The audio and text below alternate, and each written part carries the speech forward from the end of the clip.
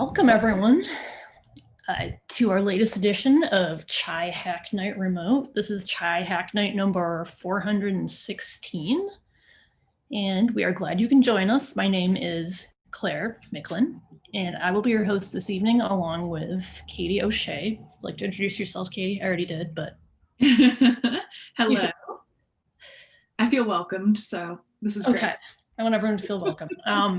Tonight we'll be hosting a very interesting presentation about water. It's called Exploring Real-Time Water Quality Monitoring in the Great Lakes, with several people. Max Herzog from the Cleveland Water Alliance, Tim Kearns, Chief Information Officer at the Great Lakes Observing System, and Svetlana Taylor, the Technical Program Director of Current. So it sounds very interesting, and I'm excited. Yes, indeed. It's going to be a very exciting night. Just to run through what our agenda looks like, Claire and I are going to talk at you a little bit more about important announcements. They are important, don't doubt it. And then we are going to go through to our presentation and then Q&A, and then followed by a chance for everybody to get to know each other a little better with our favorite 3-word intros. So start thinking about those now. They can be about something that you are enjoying, like for instance, key lime LaCroix, or whatever you choose. Yeah, also important to note, during both our presentation, during our YouTube chat comments during the presentation, and during the post-presentation Zoom call, we are observing our code of conduct, which you can find on our website. That is strictly adhered to. So if you want to check it out, please go check it out on our website. Ooh, announcement time. Okay, I can do the first one. Join the Chai Hack Night Slack. If you haven't discovered Slack yet, you should. You can sign up at this address, slackme.chaihacknight.org. You have all sorts of interesting channels you can join, so it's like you're always at Hack Night. You can just message people and see discussions, so it's like you never have to leave. Yeah, that's Slack. Yeah. Another way to get involved is to become a Chai Hack Night member, which looks a little different now, obviously, during the pandemic, but there are some exciting things that you can do as a Chai Hack Night member, like vote on who's going to be on the board. We have those elections at, right at the beginning of the year, sort of like late January, early February. I think I should know which one of those two it is, but it's early in the year. But yeah, so basically important decisions that are going to be made about Chai Hack Night, you get a chance to have a say in them. And so if you are interested in becoming a member, you should go to our website and check it out. The requirements for becoming a member. And I will say that because of the pandemic, we are thinking through how to constitute membership. So don't be afraid if you're not sure if you've hit all the required number of presentations attended and all that. So just give it a look. I like the graphic design on this. This is really fun. Yeah. Okay, upcoming presentations. 10/6, October 6th, El Ramel, Get Cities. 10/13, Corin McDunkey of ProPublica, and he used to be of The Reader, because I remember. Seniors dying in subsidized housing. 10/20, Kim Creighton, the anti-racist economist. Note for current prospective members, there are only 11 hack nights left this year, so I don't know, attend your hack nights, do membery things if you're a member. Mm-hmm. Yeah, so that's basically just making sure you hit your required number of attendances. So something to factor in. Awesome. Okay, so one of the cool initiatives that some members of Chai Hack Night have been working on is the Tech and Data Help Desk, which is basically an opportunity to offer pro bono technology and data assistance to groups that need it. So say you're a nonprofit and you can't really afford like full-time sort of technology help on a problem that you're trying to solve, maybe the Tech and Data Help Desk would be a good fit. So if you are interested in getting help from the help desk, you can go to bit.ly/CHN-help-desk. Or if you want to sign up to be a volunteer who helps those groups with their technology needs, you can go to, oh, every time I mouse over the screen, okay. Oh, bit.ly/chn-help-desk-volunteer. cool. Ooh, vote by mail. Registered vote by mail. So Chicago, go to chicagoelections.gov, suburban Cook County, www.cookcountyclerk.com, rest of Illinois, illinoisvotes2020.com. I accidentally registered 2 times because I didn't understand the process. I'm very excited about voting.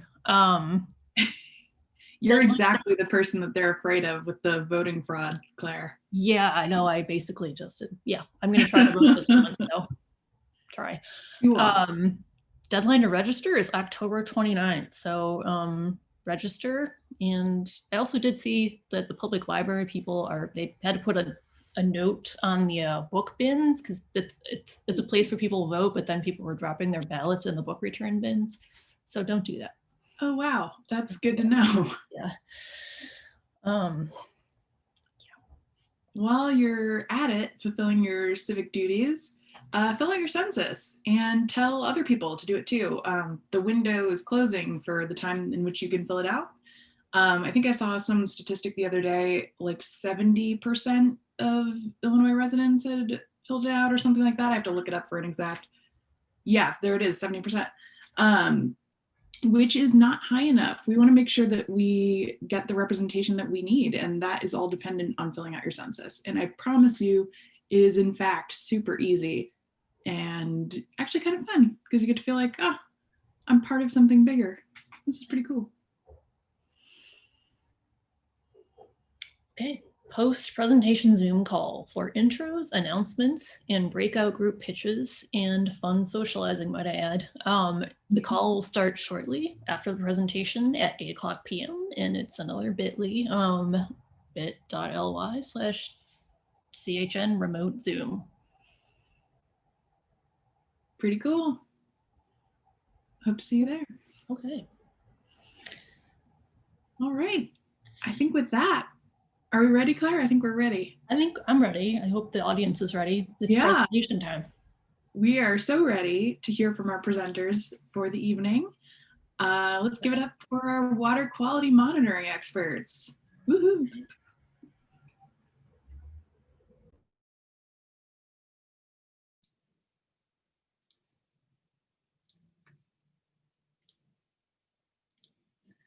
All right, hi everybody.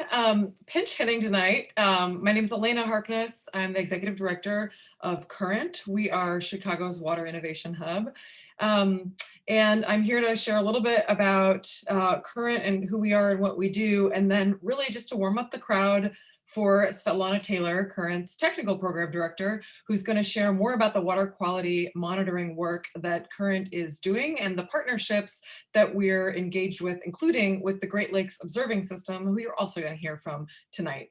So just really quickly, we're really grateful to Chi-Hack Night for sponsoring this session or hosting us here tonight. This is part of Chicago Water Week, Chi Water Week, which is the first ever week-long celebration of solving big problems in water right here in Chicago. And I'm really excited to have this session here at Chi-Hack Night tonight. If you want to learn a little bit more about Chicago Water Week, you can go visit the currentwater.org is our website, and you can see the whole Chicago Water Week calendar there for other events that remain from tomorrow through Friday. So take a look, check it out. There will also be archived events that you can check out after Water Week. So Current's really here as an innovation hub in Chicago to address our biggest challenges in water. And we sum that up as we need more healthy water for our homes, less flood water for our basements. So there's a lot of different things that we're concerned with here in Chicago and in Illinois, everything from ag runoff to the rising lake levels to the microplastics and other kinds of contaminants that are getting into our water and making it unsafe to drink and use. So our charge is really to help people rally faster behind the new ideas and technologies that help protect our water and preserve it to be used for all the kinds of things that we like to use it for drinking, for recreation, for agriculture. So our job is really to try to help break down problems that are too large or complicated for one organization to take on alone, and build the kinds of partnerships and collaboration that it takes to solve these problems faster. Current works to be an unbiased advocate for the best water solutions and policies. And so part of the way that we do that is constantly scanning the horizon, trying to understand what water technology is out there, knowing this field is really changing all the time and that people are, thankfully, constantly coming up with new ways of doing water better. And part of our job is to independently assess what's working and then recommend the best solutions for other people to try, or sometimes, as you'll hear from Svetlana in a minute, for us to pilot ourselves. One of the biggest pilots we have going in Chicago is in the Chicago River, and it's called H2NOW Chicago, and this is a real-time water quality monitoring project that is measuring microbial pollution in the Chicago River. And this is a really exciting project for us because it allows us to sort of be out in real time, gathering data, working with partners like the Metropolitan Water Reclamation District of Greater Chicago and the City of Chicago Department of Water Management to understand what's going on in our river, how is it changing, and what can we do about it. So we've been here at Chihack Night before to kick off a working group as part of this river quality monitoring project. And here tonight, I'm going to turn it over to Svetlana and then to Tim to hear about water quality monitoring projects in Chicago, not just in the river, but also in the Great Lakes and beyond. So Svetlana, over to you. Thank you, Elena, and hello, everybody. Thank you for having us on your night. And I just want to say that on the program, there were 3 presenters. We kind of flipped the program. I was supposed to go last, but I'll give you a quick overview of what's going on in Chicago for water quality monitoring. What programs do we have, and why? I want to start with why do we monitor certain things in the water. So I'll do that, and then we'll have Tim presenting, and one of our presenters couldn't make it, Max Herzog. He was not able to join tonight. So we'll just have myself and Tim, and then we'll go to Q&A. So I'd like to start with a phrase that I recently saw and I liked very much. All of us are citizens of a watershed. And I like this phrase because it means that we're connected by more than man-made political units such as cities, counties, and so on, but we're also naturally connected by this most precious resource, water. So when somebody asks you, what watershed are you from? You can say that you're from Chicago and Calumet River watershed, which is our local watershed if you live in Chicago. Or you can say that you're from a Mississippi River watershed, which actually covers about 40% of the continental United States, which is pretty cool to think about. But because we're so connected by this natural resource, it means that water quality in one part of the watershed can affect the other. And we have an example of that in Gulf of Mexico dead zones, which are in part caused by nutrients flowing from Chicago. So over the years, we have come a long way in appreciating our water bodies. Just 100 years ago, the Great Lakes and many US rivers were taken for granted and basically used as disposal sites for sewage and chemicals. It is really amazing that many of these water bodies were able to recover from this first half of the 20th century abuse. And it is a testament to the natural biological and biochemical processes that were able to reassert themselves. We now know that maintaining healthy water ecosystems ensures high quality and sustainable water supply. And we have also learned how to tell whether an ecosystem is healthy or not. We do this by measuring dissolved oxygen, which is sort of like a temperature for a person, taking a temperature of the ecosystem.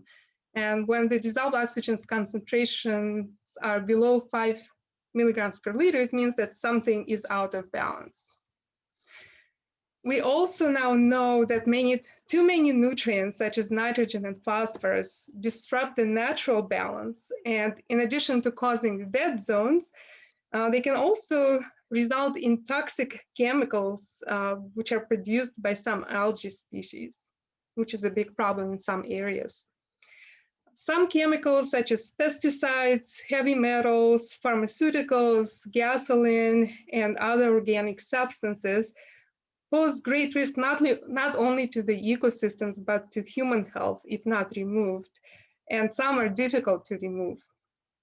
Regulations now prohibit intentional release of toxic chemicals, but they can still make their way into water supplies through stormwater runoff.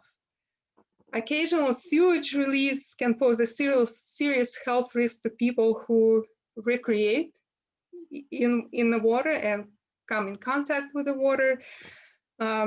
So it is really important that we monitor our water to guard ourselves against all these dangers. And thankfully now in the US, almost any place has some kind of monitoring program, and these efforts are expanding. Many of the analysis in the past, they relied on laboratories, but now we also have technologies that can monitor water quality in real time. So what I have on this summary slide are the water quality monitoring programs that we have in Chicago. These do not include daily lake water monitoring, which is done by our two largest water treatment plants. And they, of course, focus on the safety of the water before and after treatment. So these programs are primarily for gauging the health of the ecosystems and recreational safety. I will briefly describe these programs, and then we'll hear from our main guest, Tim Kearns, about some exciting monitoring efforts in other parts of the Mississippi watershed and the Great Lakes. And afterwards, we hope to discuss with you what could be the next step in Chicago in terms of what and how we monitor and how to make the water data accessible to a wider community. So the top two organizations on this slide are the Metropolitan Water Reclamation District and Chicago Park District. The MWRD has two programs, and as you can see, both of them are on the Chicago River. The first program is called Continuous Dissolved Oxygen Monitoring Program, but it also measures temperature and conductivity, which is a proxy for salinity. Just this year, this program has been upgraded to real-time monitoring. Woohoo! And that's why it has a star next to it. The second program, which is called Aqueous Water Quality Monitoring Program, tests for many different contaminants, including nutrients, heavy metals, and organics. It takes samples monthly from each location and requires lab analysis. Chicago Park District does microbial water quality monitoring on the beaches, which I'm sure many of you are well familiar with, and takes daily samples for analysis. They did not do it this year because of COVID, but on normal years they do. And it takes about 6 hours to get the results. So 6 hours is a bit of a long time. It's a lot shorter than it used to be, but the Park District also built a predictive model based on the analysis data. And this is the model that's used for estimating the risk of poor microbial quality on our beaches. Sierra Club and Illinois Environmental Protection Agency, they also take samples in the river and the lake, and they test for nutrients, and especially IEPA tests for many other contaminants and also does water profiling. But those samples are, as you can see, are pretty infrequent. And the pilot program that Elena mentioned that Current started for microbial water quality monitoring in the Chicago River aims to have real-time data available once the sensors are installed on our dedicated H2NOW platform. Another program that I have here on the slide is US Geological Survey Stations, and they measure gauge height and discharge in the river, so the height of the lake, the height of the river, and that data is also available in real time through their platform. So I hope this gives you a good overview of what we have here in Chicago. And now over to you, Tim. All right. Thanks, Svetlana and Elena, for the great intro. It's awesome to be here. This is my first hack night. Hopefully not my last, but I don't live in Chicago, so I might not come to all of them, but it sounds like you've got super interesting topics, and it's really great to be here. So I'm happy to be a part of it. Just gonna quickly share my screen.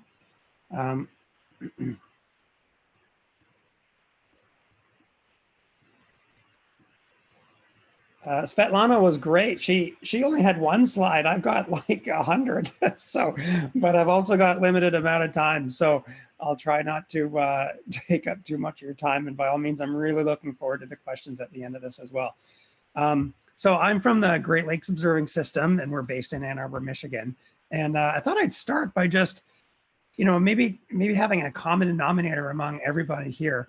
I could be wrong about this statement. Initially, I was going to have something that said, I love water, and then I realized I shouldn't make it about me. So I thought, you know what? Everybody loves water, and that doesn't change, especially for people who live around the Great Lakes. I think for those of us that live around the Great Lakes, we're super passionate about the water, whether we recreate on it or whether, as Elena said, we don't want sludgy water in our basements. We want clean water through our taps.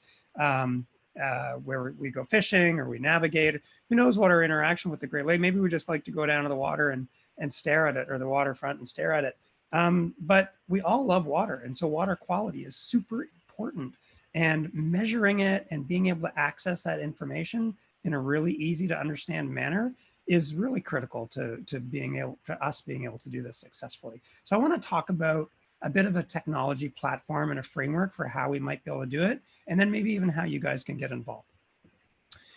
First, a little bit about GLOS, or the Great Lakes Observing System. We're a small profit. We're based in Ann Arbor, Michigan. There's only 10 of us, but we're partially federally funded, so we're able to do some pretty cool stuff. I think the biggest thing that enables GLOS to be successful in what we do is that we've got amazing connections. We're hooked up with groups like Current, Cleveland Water Alliance, other federal agencies, both on the Canadian side and the United States side, provincial agencies, conservation authorities, water utilities, concerned citizens, scientists and academia all around the Great Lakes. And so we've really got this amazing network of people and organizations that allow us to do one thing, which is focus on the Great Lakes. That's all we do. And I'd like to think we do it well, but we can always do it better, right? Primarily, some of the stuff that you'll see from GLOS are things like this, floating buoys in the Great Lakes. We've got a network of dozens and dozens of these things. We're expanding that network every year. And the types of things that we can collect with devices like this are sample data or streaming data that comes in. So we measure everything from the kind of stuff that Svetlana was mentioning about water quality information, real physical and chemical characteristics of the water, in addition to things like wave height, water temperature, wind speed, some environmental considerations. But we also publish and collect satellite data, bathymetry information, IoT, like streaming data, and then we turn around, we store it all, or we pipe it through GLOS, and then we push it out and we make it publicly available. And that's really all we do. We just take data and we turn around and we give it back to the people. That's why we like to say Smart Great Lakes data for the people. But we do have a challenge, and one of our challenges actually is that we've got this growing gap between the amount of data that we have coming in and our ability to consume and process this data. So there's a few variables for that. There's a few factors that are changing that. One of them is that the cost of smart devices. So we're seeing smart devices in the lower right, excuse me, come online. Smart devices are devices that have some intelligence built in, the ability to maybe do some analysis on board or auto processing on board before sending the data up, or just the ability to have some algorithms run on them. So we're getting the best quality data all at runtime, basically. But the cost of these devices is coming down, which is awesome because it means that it can put it in the hands of people like you and me. And their ease of use is also decreasing, or sorry, increasing, decreasing, I don't know, but they're becoming easier to use either way. And it means that really, like, I could buy something online for just a couple $1,000 or a couple $100, or maybe free even, and I can take it out to the water on my boat or my kayak or just at the beach. I can do something with it. I can collect that data and I can turn around and send it in. That all leads to one big thing, which is the increase in data volume. And that's what really drives this gap between our technical capacity for bringing in data, but are limiting on our human capacity for being able to do something meaningful with it. So we end up with all these data volumes that are just piling up all over the place and we can't do anything with it. So we need to close that gap between lake data and knowledge. And we all know that knowledge leads to wisdom. All right, there's a couple things that are working in our favor here. The first one is that we have Internet 4.0 is upon us, and Industry 4.0 is upon us. And really, that's more about ambient internet, and Industry 4.0 is the automation of manufacturing and data and information. And so the merging of those two together, I think, is what's going to help really drive our ability to close that gap between lake data and knowledge. A couple of the key technologies that are surrounding that, cloud technologies, obviously, and you're all familiar with that, but also edge processing. And I think this is really going to spike up in the next couple of years. We're seeing this in other verticals, which is great, especially defense. There's a ton of effort in this. And you know, what happens in the defense community typically will flow down to our community as well, no pun intended. But we also have machine-to-machine learning, machine-to-machine communication, and then machine learning. All of that kind of leads to something called AI, which most people think of as artificial intelligence, but I like to think of it as augmented intelligence, where you don't remove the human element, you still have the human in there assisting the machine learning and the algorithms, and you end up with these automated routines, but also these routines that are built on like a knowledge store. And that's where we get augmented intelligence. I did not coin that term. All of those technologies, and you've probably heard of, like, oh, it's a smart refrigerator, or it's a smart this, or a smart car. Smart car, sorry, that was, okay, smart car is not a good one. But smart refrigerator, smart devices, you may have even heard of Smart Great Lakes, which is an initiative that the Great Lakes Observing System launched with partners like Cleveland Water Alliance and others just recently, to help build a technology ecosystem and really an information ecosystem around the Great Lakes that can help drive our management and understanding of the Great Lakes. But I learned you can't call something smart until you really leverage those technologies that I previously mentioned together. Individually, a thing on its own is not smart. It has to be part of an ecosystem, part of a technology ecosystem to make it smart. And that's what we're really trying to do here with the Smart Great Lakes Initiative. So we have started this, and I invite all of you to get involved. There's certainly lots of room for participation and contribution. It has really one big goal here: for improved monitoring and advanced data management and analysis, of course, of the Great Lakes. And this is where water quality plays such an important role, because if we don't understand what we're putting into our agriculture and our industry and in our bodies, then we really, we're at a huge disadvantage here. And so we need to have this ecosystem, and we need to work together to get there.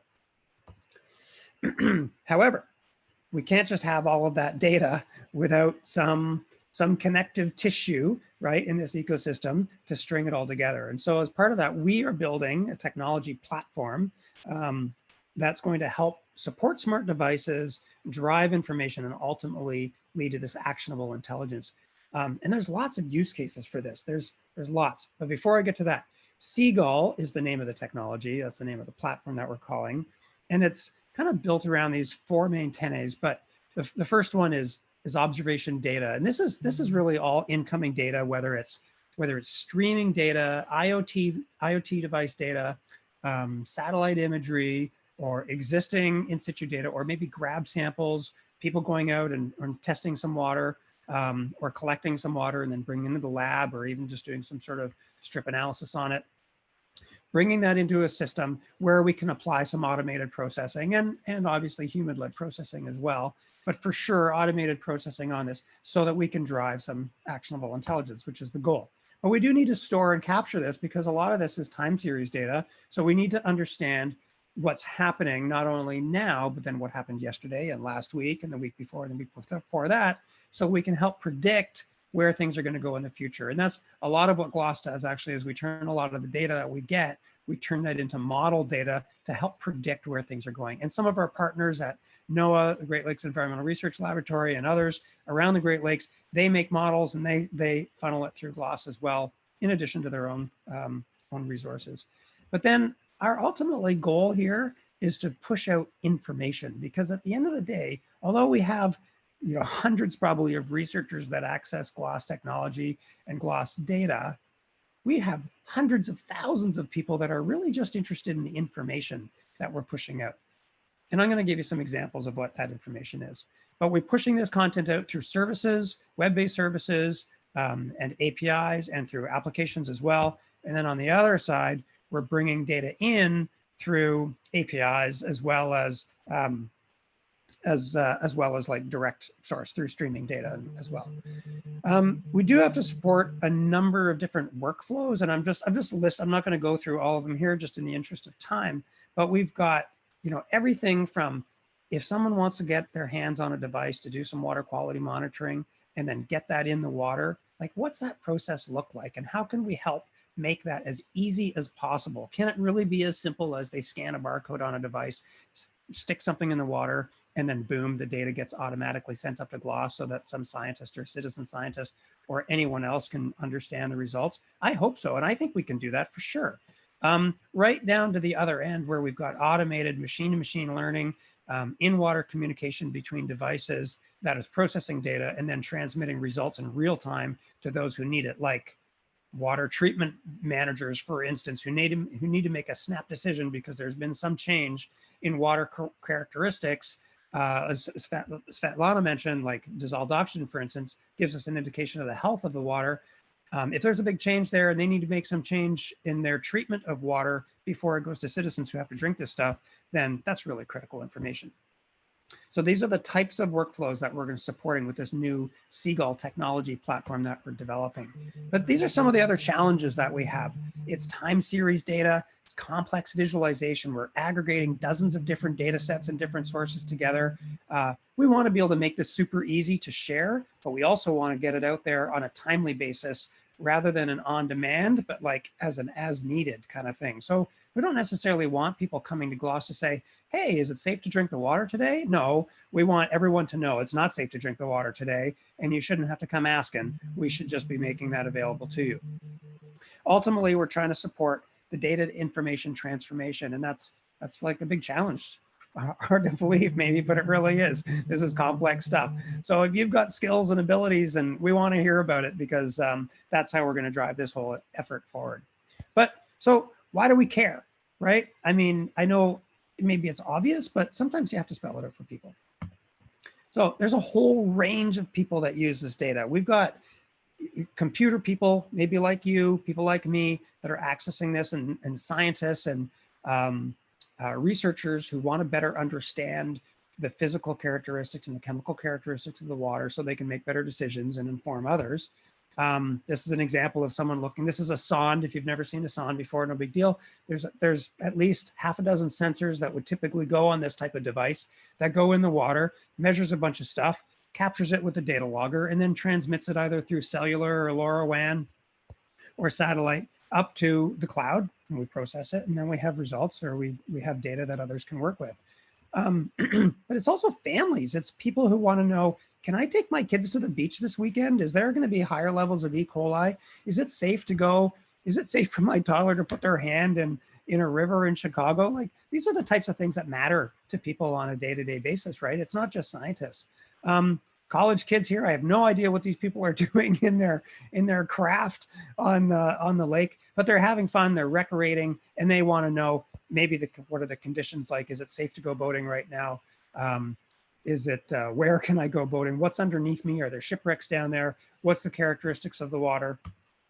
to your average fisher person who's out there and they want to know what's the water temperature so I can catch this type of fish in this area. And I'm not a big fishing person, but I'm sure there's lots of questions. And that's why one of the reasons why we have tens of thousands of people hitting our website every day in the summertime, because they want answers to these types of questions. This is an example I mentioned earlier. This is a person called Brenda, and she's a water treatment manager. She's having a cigarette on a Sunday morning, checking her smartphone, and she gets an alert that says, hey, the water quality off the coast of Toledo, for instance, isn't good. We need to make some changes to our treatment protocols immediately so we can keep the water safe for others. We haven't had other people on the Great Lakes who have absolutely no idea what they're talking about, but they're still out there having fun, doing stuff, and we need to support them as well.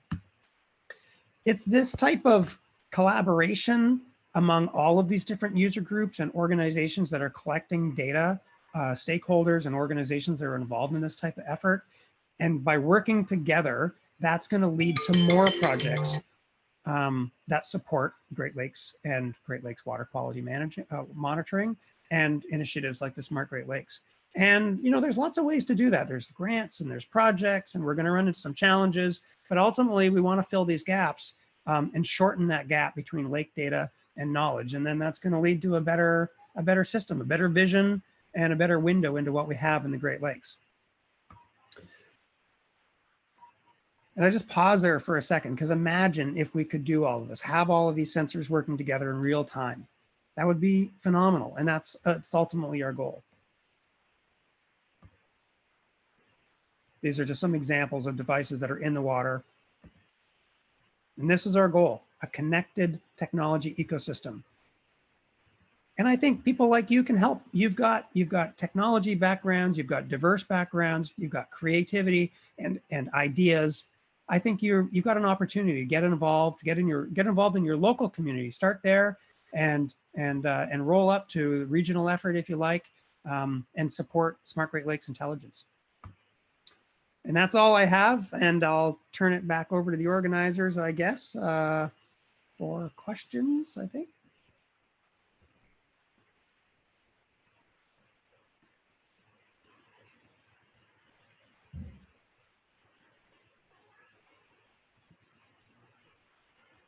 All right.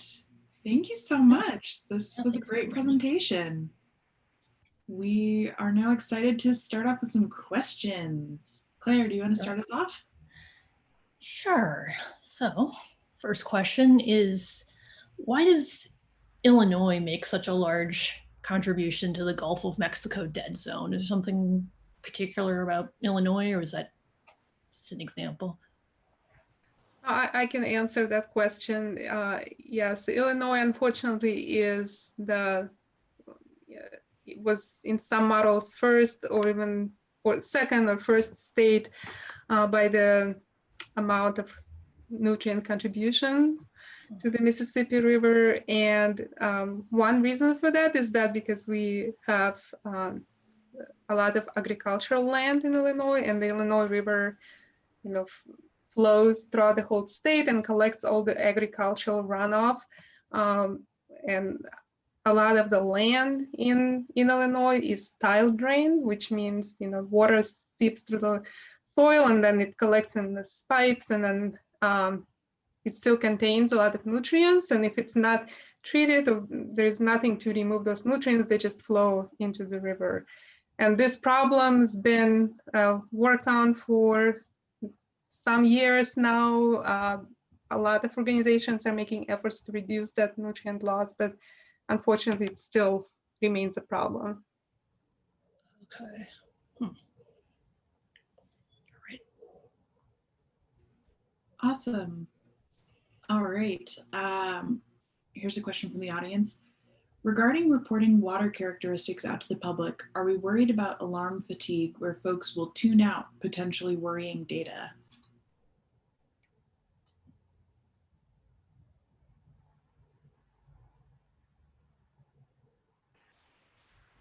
Well, I can take a stab at that. I think that's a really great question. I think, I guess I don't know if it comes down to organizational principles and policies or not, but certainly at the Great Lakes Observing System, we're not going to hold back data, right? We won't be making policy decisions for everyday users. Now, we do have a user model where users will be allowed to sign up and configure their own alerts and notifications. So although we may be publishing out content that says, well, just reporting water quality information, it could be up to an individual or a utility or a water treatment utility, for instance, that determines what those thresholds are that are acceptable to them. A lot of utilities do publish their water quality information online, real time, for their citizens to see. I think living in an era of transparency is probably safer than withholding information from users. But I suppose it's always a risk, you know, that people could have sort of alert overload. It's a great question. Don't have a clear answer for you. Well, unless Elena does, yeah. You're muted, Elena. Thank you. No, I thought that was a great question. And Tim, your answer was spot on. I just wanted to add just a couple of things, because we've thought about this a lot in the context of the river quality monitoring. And one thing, as Tim said, you know, the MWRD is already, and Friends of the Chicago River are already sort of tracking and putting out alerts whenever there's a combined sewer overflow. So that's sort of like a one point in time measure. They don't happen that often. So that's one thing, is that it's, you know, I don't get fatigued from getting those alerts, because they don't happen often. And when they do happen, you really want to know about them. Just like when there's a sort of air quality alert and you actually want to change your behavior because of information you learned. And that's sort of how we think about at least the river quality monitoring, is that at baseline, one of the challenges is that most people, well, some people, we're doing a survey about this now, think that the overall sort of baseline water quality in the river is actually worse than it is. So it might be leading them to do less and use the river less than we might otherwise hope, in terms of like the beautiful river walk that we have, the potential for more beautiful river walk on the south side and into the North Branch. So part of what we want to do is get information out there about the quality possibly being better than a lot of people think that it is.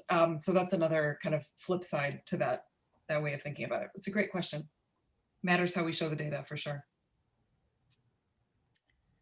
Okay, another question. This could be, who are your intended audiences for the real-time water quality data? Like policymakers, elected officials, citizens, and then what do you want them to do with the data you're providing? Oh, I'll let Tim talk for GLOS, but for our project H2NOW, we see the main audience being the public. We don't, we're still evaluating the technology. It may not be as accurate as for regulatory purposes, but it has benefit for the public just to see how the water quality changes, and then when it becomes again, you know, should be safe to use. So yeah, the public. And then a sub audience would be communities like the Chi-Hacknight community, or what we think of as like the broader community of interested, you know, water observers, and people that like to sort of play with data, because we've got a really interesting sort of, there's back end to the front end that the public will see. And so people that are interested in sort of looking, seeing the data visualization of the trends that we're getting, I think there's sort of a more niche audience that might be more interested in, you know, kind of the back side. I'll answer from the Great Lakes Observing perspective, Great Lakes Observing System perspective. We have probably 3 main user groups, I would say, and that breaks down of water quality data specifically. And this is the water treatment utilities themselves. So often what happens is that I showed you some examples of SONs. These are, you know, devices that go in the water and they're measuring it real time and transmitting that stuff. So that data comes to GLOS, and then we turn around and we funnel it right to the water treatment utilities, right? These groups that are managing water for their citizens, drinking water for their citizens. So that's a really important constituent of ours. and one obviously that is capturing this data and valuing it. Another group is the researchers. We have a huge research community in the Great Lakes, which is phenomenal, both government or multi-agency level, as well as academic. And so they're interested in downloading the data and really crunching it and analyzing it and figuring out better ways to model it and present that data, present the results of that data out. And then we have a third group, and I wouldn't say these are citizen scientists. I think this is general public, people who are genuinely concerned and care about the Great Lakes, whether they're recreating or going to the beach or drinking or who knows what, but they just want to know sort of what's going on in the Great Lakes, especially like in Lake Erie, for instance. It's green for half the summer, you know. People want to know what that's all about. Yeah. For us, we break it up into those three main user groups, and it actually makes it a little bit more tricky for us building a technology platform that can serve those three disparate needs of those user groups. But that's all right. That's why we're in this field. We do it to serve. That definitely resonates with us as well. The different layers of tool building. It's a good challenge. As someone who's from Cleveland originally, I can definitely relate to looking at Lake Erie and being like, huh, I wonder. All right, here's another audience question. Can Svetlana share by email her slide showing all the groups conducting monitoring in Chicago? Yes, definitely. What's the best way for me to share? Would it be?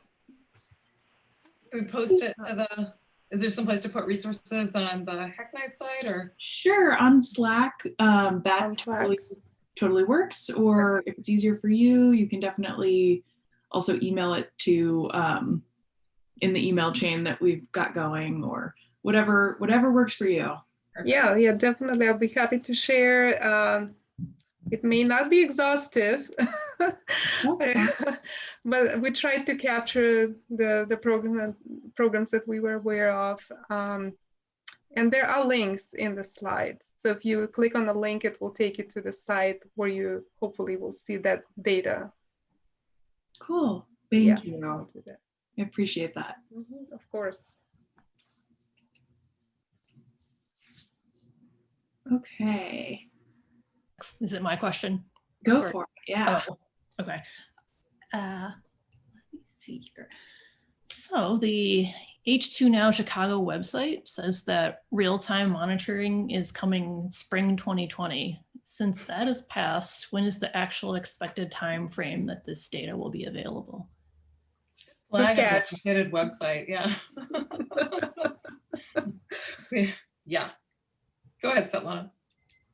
Yeah, so right now we're planning to install the sensors. Well, we want to install them this year still, and just to make sure everything is working, all our connections are working and the data is flowing.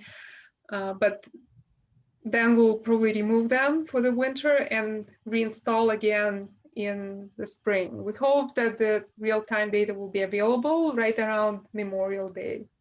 Yeah.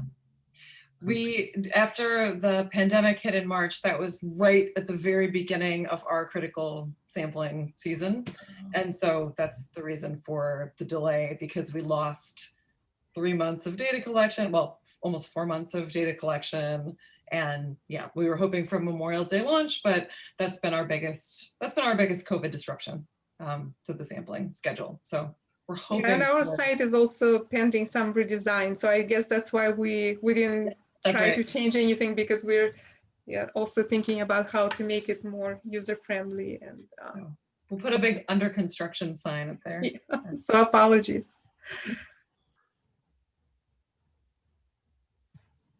Okay. How do you plan to partner with government/public agencies to get the actionable data out to the public?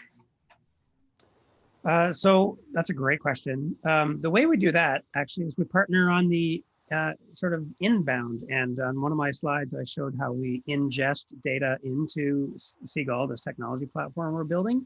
But then because once we have the data, then we publish the data. So we actually aren't dependent on any federal or provincial or state organizations to actually publish the content. If it's made available to us and we have data agreements with them, then it's done in the spirit actually of making the data publicly available. Now, fortunately, most government agencies at different levels do have data policies that support the release of data for public consumption. But in many cases, they don't have a very good means of actually getting it to the public. And so, although they may have a data policy that says, yep, it's available, sometimes you have to dig around their website and eventually you'll stumble upon an FTP site where you can download some content, you know, and like as an end user, you're thinking, what? I have no idea. And so that's one of the, I think, advantages that GLOS provides is a sort of, you know, we're not a for hire organization, right? We're here to help others get their data out to the public. And so that's how we do that. So we're seen in a positive light, I think, on both sides of the coin. Yeah. Hopefully that's how people see us anyway. That's the goal. It's the same approach for us. We work with our public sector partners. We couldn't do this project without our public sector partners on the front end. So that's sort of embedded in us every step of the way. And then that allows us to be able to, once we get to a point of having data we're ready to share, be able to publish it. We also have an advisory committee for H2NOW, which includes not only public sector stakeholders, but a whole lot of neighborhood groups, policy advocates, so other people that sort of deal with all the time thinking about the translation of data to actionable use at the sort of individual level and the neighborhood level, and can also help us think about ways to get that data out and shared in places where it's most likely to be meaningfully seen. So that's really important to us too. You have time for what, one more question? Maybe two, since one. Okay. How does the data you collect, I guess it could be really GLOS or the H2NOW, how does that overlap with what is collected by USGIS?